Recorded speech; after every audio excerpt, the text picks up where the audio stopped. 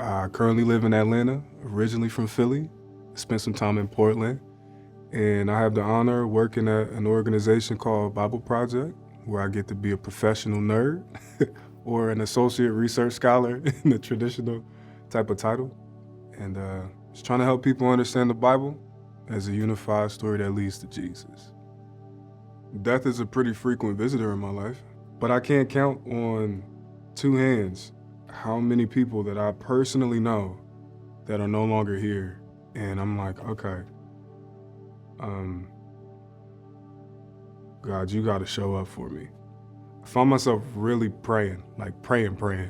And in Black culture, when you mean something, you say it twice. you're like, yo, I'm not joking. Like, I'm just joking. You know what I'm saying? But I found myself praying. And what I mean by that, like, I'm literally laying before God, head to the floor, or I'm sitting in my car crying. That's typically where I pray, just sit in my car. And I found myself going like, yo, you gotta do something about this.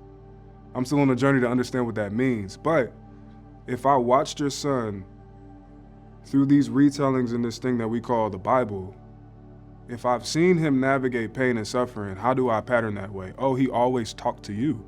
Okay, so that means I should probably talk to you if he's my rabbi. And so I go, Father, you gotta do something. Like, I know in theory, again, that there's coming a day when all pain, suffering will be eliminated, where tears will be wiped away, where there's no stone unturned when it comes to God's redemption of all things. But until that day, I'm in the here and now. Like, I live outside of the garden. I gotta go to God. And if I don't, I feel lost. Feel very lost.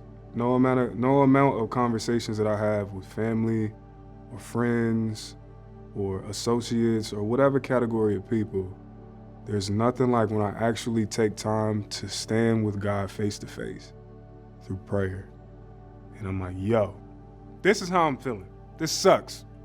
Yeah, I'm a priest. I don't want to fluff them up and give. You know how I feel like Psalm 13, I think it's Psalm 13, when David writes how he's like, yo, this is how I really feel up front.